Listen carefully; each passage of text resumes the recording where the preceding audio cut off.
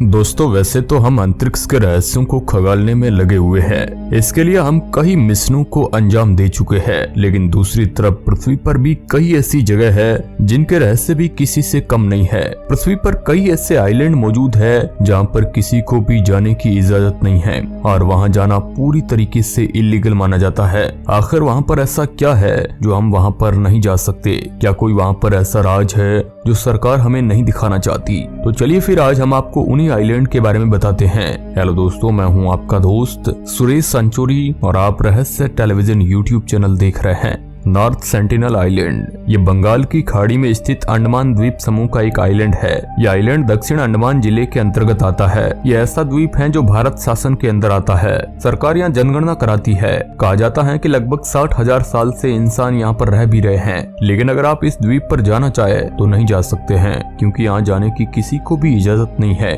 इसके पीछे यहाँ पाई जाने वाली जनजाति बड़ी वजह है, जिसका इस दुनिया से अभी कोई संपर्क नहीं है। कुछ सालों पहले एक अमेरिकी व्यक्ति गया भी था, लेकिन वापस नहीं आ सका। अंडमान निकोबार द्वीप समूह की राजधानी पोर्ट ब्लेयर से इसकी दूरी महज 50 किलोमीटर है। यह आइलैंड काफी सालों से भारत और अमेरिका में चर्चा का विषय बना हुआ है, क्योंकि यहाँ के प्रतिबंधित जंगलों में पहुंचे एक अमेरिकी टूरिस्ट जॉन एलन चाउ की वहाँ के आदिवासियों ने तीर मारकर हत्या कर दी। ये टूरिस्ट इस आइलैंड के भीतर गया, ये जानते हुए भी कि इस द्वीप पर रहने वाले आदिवासियों से किसी भी तरह का संपर्क बनाना मना है। अब यहाँ पर इन लोगों से संपर्क न बनाने की दो बड़ी वजह है। पहला, ये लोग बाहरी दुनिया से संपर्क नहीं चाहते। जो भी इसकी कोशिश करता है उन पर तीर कमान से हमला कर देते हैं। ऐसे में संपर्क बनाना जानलेवा है। साल 2004 में आई सुनामी के वक्त सरकार ने कोस्ट गार्ड के हेलीकॉप्टर सेंटिनल द्वीप पर भेजे थे, ताकि सेंटिनली आदिवासियों की सहायता की जा सके, लेकिन आदिवासियों ने हेलीकॉप्टर पर ही तीर चलाने शुरू कर दिए थे। वही साल 2006 में दो मछुआरे अपनी नाव समेत भटककर आइलैंड के करीब पहुंचे तो जान से हाथ धो बैठे थे। साल 1981 में जब एक जहाज आइलैंड की रीप के पास फंसा था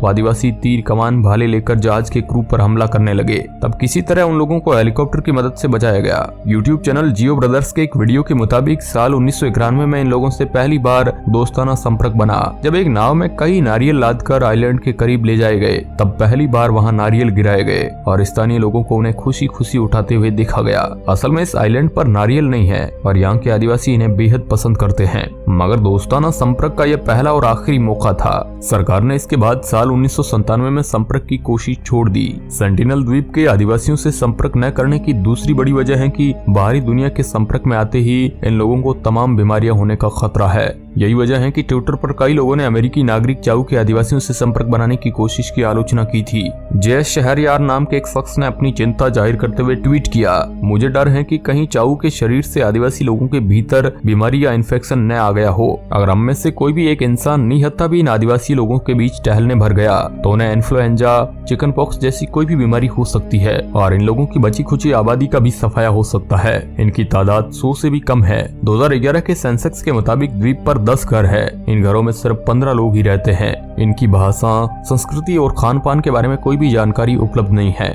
सुरतेसी द्वीप ये एक ऐसा आइलैंड है जो आइसलैंड में मौजूद है, जिसका निर्माण साल 1963 में हुआ था। एल आइसलैंड के दक्षिणी तट से करीब 30 किलोमीटर की दूरी पर स्थित इस छोटे से आइलैंड का नाम सुरतेसी द्वीप है। ये दुनिया के सबसे कम उम्र वाले द्वीपों में से एक है, जिसकी उम्र 56 वर्ष है, जो कि बहुत ही कम है। सुरतेसी आइलैंड का निर्माण पानी के अंदर ज्वालामुखी विस्फोट से हुआ था। पिघला हुआ लावा जमा होकर एक टीले के रूप में उभर गया और 14 नवंबर 1963 को आधिकारिक तौर पर इस आइलैंड का निर्माण हो गया। नॉर्वे की पौराणिक कथाओं के अनुसार इस आइलैंड का नाम आग के देवता सुरतुर के नाम पर रखा गया था। जब इस आइलैंड का निर्माण हुआ था तब फ्रांस के 3 पत्रकारों की एक टीम ने इसकी धरती पर कदम रखने की हिम्मत की थी, लेकिन थोड़ी ही देर बाद वो वहां से चले गए थे। उनके जाने के बाद आइलैंड पर भयंकर विस्फोट हुआ था। यहाँ कई तरह के पक्षी और जीव ने अपना घर बना रखा है, लेकिन यहाँ इंसानों को आने की इजाजत नहीं है। यहाँ सिर्फ कुछ ही वैज्ञानिकों को आने की इजाजत है और वो भी यहाँ आने से पहले अच्छी तरह से जांच करते हैं। उन्हें इस आइलैंड पर किसी भी तरह का कोई बीज लाने की इजाजत नहीं है। कुछ सालों पहले इस आइलैंड पर टमाटर के पौधे उगने लगे थे,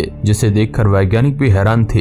हालांकि बाद में उन्हें वहां से हटा दिया गया था। आपको जानकर हैरानी होगी कि यह आइलैंड यूनेस्को की विश्व धरोहर सूची में शामिल है। इस आइलैंड का उपयोग अब वैज्ञानिक अनुसंधान के लिए किया जाता है। दरअसल वैज्ञानिक यहाँ ये जानने की कोशिश करते हैं कि बिना किसी मानवीय प्रभाव के एक पारिस्थितिकी तंत्र किस प्रकार काम कर रहा है। आइसोला गेओला आइलैंड ये एक ऐसा आइलैंड है जहाँ पर जाना अपनी मौत को बुलावा देने के बराबर है। आइए जानते हैं आखिर क्या है इस आइलैंड की कहानी। ऐसा माना जाता है कि आइलैंड श्रापित है। ऐसा इसलिए है क्योंकि इस आइलैंड के सभी ओनर की किसी न किसी कारण रहस्यमयी मौत हो जाती है। यहाँ पर हर किसी को आने की अनुमति भी नहीं है। यहाँ आने वाले सरकार को सूचना देकर आते हैं। यह आइलैंड उत्तरी इटली की वेनेटियन लगून्स में स्थित है। सिर्फ शराब बनाने के लिए जरूरी फसल के समय पर ही लोग यहाँ जाते हैं। मछुआरे भी इसके पास मछली पकड़ने नहीं जाते हैं। उनके जाल में कई बार मरे हुए इंसानों की हड्डियां फंस जाती है। यह आइलैंड श्रापित इसलिए कहा जाता है क्योंकि इस आइलैंड के सभी ओनर की किसी न किसी कारण मौत हो गई या फिर उनका भारी नुकसान हुआ। साल 1920 में स्विस ओनर हैंस ब्राउन की अचानक मौत हो गई और उनकी बॉडी एक कारपेट में लिपटी हुई मिली। इसी तरह जर्मनी के ऑटो ग्रुनबेक की मौत भी दिल का दौरा पड़ने से हुई। इस आइलैंड के एक अन्य ओनर जो कि इंडस्ट्रियलिस्ट थे, उन्होंने स्विट्जरलैंड के मेंटल अस्पताल में आत्महत्या कर ली। मल्टी बिलियनियर पॉल गेडी ने भी इस आइलैंड को खरीदा तो उनके घर में भी अनहोनी घटनाएं होने लगी। उनका पोता लापता हो गया और दोस्तों अब इस आइलैंड का आखिरी मालिक भी अब जेल में है। वैसे तो इस आइलैंड पर लोगों का जाना मना है और जो अपनी जान जोखिम में डालकर गए उन्होंने यहाँ रात बिताने की हिम्मत कभी नहीं की। कहा जाता है कि कई लोग जो इस आइलैंड में रिसर्च करने गए थे वो आज तक वापस नहीं लौटे। कुछ लोगों का कहना है इस आइलैंड को श्रापित माना जाता है, इसलिए ये हमेशा के लिए वीरान हो गया। कुछ लोगों का ये भी कहना है कि यहाँ आत्माएं भटकती है, शायद इसलिए ये जगह श्रापित है। लेकिन इस आइलैंड के श्रापित होने में कितनी सच्चाई है इसके बारे में दोस्तों हम पुष्टि नहीं करते हैं। पोवेगलिया द्वीप। दोस्तों ये तो आपने देखा ही होगा कि करीब 2 सालों से दुनिया एक महामारी की चपेट में है। ये वक्त इतिहास में दर्ज हो रहा है जिसे आने वाली पीढ़ियां याद करेगी और ऊपर से अब तीसरी लहर भी अपने पैर पसारने की तैयारी में है। महामारियों का भी अपना एक इतिहास है। दुनिया कोरोना वायरस से पहले भी कई वैश्विक रोगों से लड़ चुकी है। भले ही दुनिया इनमें जंग जीतती आई है लेकिन ये महामारियां बड़ी संख्या में लोगों की मौत के लिए जिम्मेदार बनती है। ऐसा ही कुछ हुआ था इटली के एक द्वीप पर, जहाँ महामारी के चलते लाखों लोगों को जिंदा जलाए जाने का दावा किया जाता है। इस रहस्यमय द्वीप को दुनिया की सबसे डरावनी जगहों में से एक माना जाता है। यह आइलैंड वेनेशियन खाड़ी में स्थित है। मीडिया रिपोर्ट्स के मुताबिक इस द्वीप का इतिहास 16वीं शताब्दी से जुड़ा है, जब इटली में प्लेग महामारी फैली थी। कहा जाता है कि पोवेगलिया द्वीप पर प्लेग के मरीजों को रखा जाता था। यह महामारी लगातार बढ़ती जा रही थी और शासकों के हाथ से बाहर हो चुकी थी। कहा जाता है कि प्लेग पर काबू पाने के लिए शासकों ने इस द्वीप पर करीब 1,60,000 लोगों को जिंदा जलाने का हुक्म दे दिया था। जलाने के बाद सभी के शवों को इस द्वीप पर दफना दिया गया। इसके बाद से ही आसपास के लोग इस द्वीप को श्रापित और भूतिया जगह मानते हैं। माना जाता है कि यहाँ पर मारे गए लोगों की आत्माएं यहाँ भटकती है। इतना ही नहीं, कुछ लोगों ने तो यहाँ पर अजीबोगरीब आवाजें सुनने का भी दावा किया है। प्लेग के बाद एक बार फिर महामारी ने इस द्वीप पर दस्तक दी और यहाँ काला बुखार नामक बीमारी फैल गई। वैज्ञानिक अभी तक यहाँ लगातार फैल रही महामारियों के रहस्य को सुलझा नहीं पाए हैं। बाद में वहाँ मानसिक रोगों का एक अस्पताल भी बनाया गया।